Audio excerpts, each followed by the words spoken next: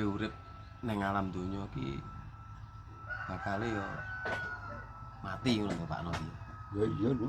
Kabeh wong urip mesti jakal mati wong awake dhewe iki nek diitungne antri enteni panggilan kok. Cuma awake dhewe gak duwe keplek lah nek rumah sakit kan nek kepleke. Mergo kondisi cek lara. Iya ta? Dadi entuk keplek kuwi. Wong sing diarani mati wis balik nang asale awake dhewe iki maune enek terus enek. Maune renek, Dadi enek, akhire enek. akhire renek. Lele mbahku dhisik lek ngomong ya maune sing asal angin balik nang angin geni balik nang geni banyu ya balik nang banyu. Cuma roe kuwi engko sowan nang ngarsane Gusti. Berarti roe kuwi sing cek urip. Ya roe cek urip cek mempertanggungan jawab perbuatanmu nalika nek donya kuwi. Oh. Lah roh karo roh kuwi padha berarti. Aku lek roh gak paham, aku lek roh paham. Lek roh karo rok. Lek roh ki sing gaene kati ngapret-ngapret ae. Iki apa lho kok keneneh urusane sithik kok. Beda ya, Pak Gan. Ya beda to cak bae kok. Mula wong uripe nalika nek donya berusaha berbuat sing apik karo sapa ae. Wong kowe besok perbuatanmu ya mbok pertanggungan jawab nek ngersane Gusti Allah. Nek kowe nek donya kelakuanmu apik, migunani nyane wong liya, migunani nyane keluarga. Insyaallah kowe besok yo mesti entuk panggonan sing penak. Beda nek kowe nek donya kelakuanmu ra genah. Wis dadi wong ngaret gawe nyolongi tandurane wong, dadi pejabat gaene korupsi. Ya kuwi iso sing dhisik dhewe nyemplung kawah Candra di muka kuwi. Oh, lho kok hubungane Kawah Candra di muka apa? Lho lek tumrape wayange kawah Candra di muka, lek tumrape agama ki neraka. Oh, ngono. Lah Candra di muka kuwi artine apa? Ya jenenge kawah ku mang lho. Oh, jenenge kawah, tapi kan yo enek artine to Candra ki apa? Candra disawang di muka ya marah. Dadine wong sing kuwi wis hukumane wong sing anu kuwi nek kono kuwi. Oh, alah. Kuwi lek wayang lho kuwi. Nanging nek wong ya nang neraka kuwi.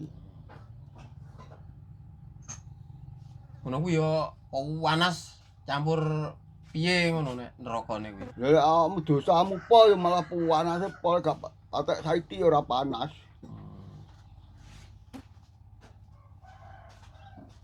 Kuwi kanggonane wong lanang dhewe, wong wedok dhewe ngono. Ya iya to ora dicampur malah entuk hiburan gak sido ngrasakne panas nyawang ae wong wedok kuwi lho. Nyawer nelaan.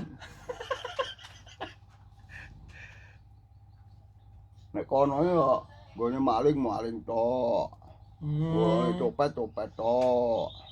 Korupsi tok. Wah, korupsi bagian sing ngusut dhewe panas dhewe kuwi. Intip cara anune. Ya iya toh, dadi intipe neraka kuwi. Oh iya. Lha kuwi rum jegure ora wis melonyoh ngono. Lah piye wong korupsi iki jatah dipangan wong sak pirang-pirang mesti dipangan dhewe. Dosane gak akeh malah. Oh iya.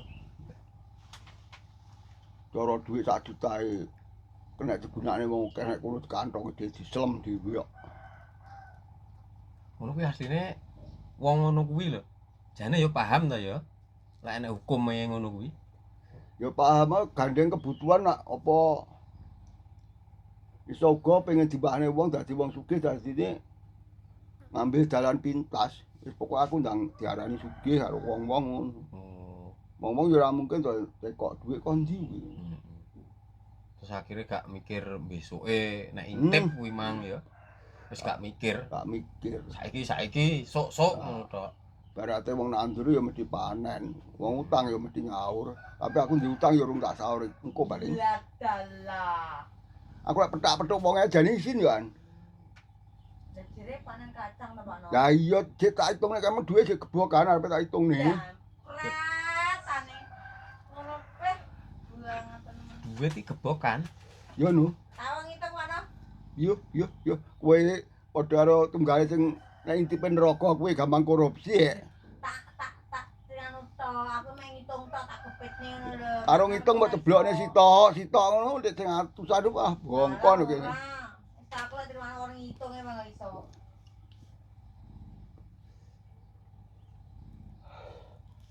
Terus caranya menghindari yang rokok kuwi mang piye terusan? Ya awake kudune donya nglakoni sabar nrimo apa pandume Gusti Allah kuwi ya ditampa disyukuri dadine ora duwe pikiran ngongso-ngongso pengen bae wong liya yo apa duweke kuwi digunakne. Lho Mak ya, rungokno. Dadi lek wong rong nyaur rasa doyak-oyak. Kuwi rong duwe berarti. Ngadot. Lho iya, kudu sabar nrimo. Lawangku arep beki. Wis diomongne sabar nrimo. Lho, kuwi wis terhindar karo nerakane. Wong lek iso nglakoni sabar nrimo kuwi uripe ayem. Rungokno. Nggih. Pengen tuku sepeda motor apik pancen rong duwe ya esuk ae tuku lek wis duwe. Pengen mangan sego sate, saiki rong duwe, besok lek panen kacang itu sego sate. Alah, nek wis sego sate aku melelet. Niki tuku sego sate ta Pak ne? Yo awake dhewe iki wong awak dijak kangelan yo sekali-sekali yo diopeni. Oh, kayak gizi. Ya. Ora kir koso. Tapi yo enek iki omonge makanan bergizi malah keracunan ngono piye yo? Kuwi saking gisine kakean ngono kuwi biasane. Gisine kok kliwat takeran ngono. Yo, dadi malah overdosis. Karuan lek kurang ngono ora apa-apa. Lah aku pribadi lho, Dik, ngono kuwi jane kleru wong panen. Ya mung wong tuane uripe disejahterane, duwe penggaan sing mesti duwe penghasilan sing pantes kuwi mesti anake mesti dopeni to panganan sing bergizi to. Iso tuku sing bergizi-gizi ngono kuwi malahan. Kuwi engko ya mesti tepat sasaran, ya mesti gak iso keracunan. Mergo iso milih. Ya, Iya ta. ngono lho. Nek kuwi kan gak milih wis apa enake kuwi Ya, ya. apa sing diptokne kuwi Plok. dipangan. Arane makanan sehat bergizi ben pinter malah keracunan. Tapi lek gak keracunan nang rumah sakite ya sepi no. Kuwi sitok. Gak payu nunggu gizi-gizi apotek-apotek ngono kuwi. Wong lek iso ya aja pisan hubungan karo rumah sakit, ping pindho aja hubungan karo polisi. Kuwi mesti ngentekne dhuwit kok. Wis enek nganune ngono kuwi. Iya toh. Ya kok iso ngono? Iso rumah sakit awake dhewe nyemplung nang rumah sakit biayanya mesti larang. Oh. Awak. Cek numpak gledekane tok kuwi wis ketok Lah awake dhewe duwe kasus andinane kecelakaan wingi sepeda dhewe awake dhewe cilaka juga sepeda yo nebus gak duwe. Nah, lha kuwi gong wirawiri. Wirawiri terus pekarane iso ndang putus sak enek dhuwit ngono. Ya dalah. Wah. Sampai koyo ngono kuwi ya. Pak No, Oh, garbisku mateng ora ngatas entah. aku mang nganu nggih kates gak kalau dhewe golek bedine Yanto. Alah, padike ra mbok blonjo malah mbok golekne kates. Ora kelan atas nggonku. Iya apa? Pokoke men tak kon ngambilne goreng ati. Diampreng. Atine sapa kuwi? Atine kates. Dadi kates sing jero kan. Bangetan. Sing mentole rada gedhe kuwi ta. Kuwi ati ta tibakne kuwi. Yo duwe gebokan dan dibrekne lah dimasakne karo atai. Aku lho ya tekono bojoku aku ora nyekel blas. Bisa to? Aku sih tak ditawaru yo lek mancing. Tiwase arep utang mbokane bojomu kabeh. Lah nyapa wong kene dhewe duwe cekelan mancing kok. Wong wedok iki dicerai dhuwit ngono rumasane wis ayem dipercaya wong lanang mesti seneng. Biasane turu ngedoh-ngedohno mepet-mepet sikile tumpang-tumpang nek wis. Oh. Mosok to, Pak No? Nah, kene gregesi ya gak berbuat akhirnya. Pak No gregesi kan awake konane kan gak. Konoane sing mbok maksud apane? Lah yo. Ya sampean opone kok Awakmu paham mbane. paham gini yo wis katam to lek ngono. Ih, Sangke saiki poso. Lah sing nyilih duit nganu motor kuwi piye ceritane? Sida apa ora? ya jane tak tepaki tapi Gak moro. gak moro. Paling wis entuk. Ah iya itu. Tapi aku yo sanksi, wong gak tau mancing nyaur pura kira-kira. Lah kuwi lah. Ngono kuwi yo perlu tanda tanya besar.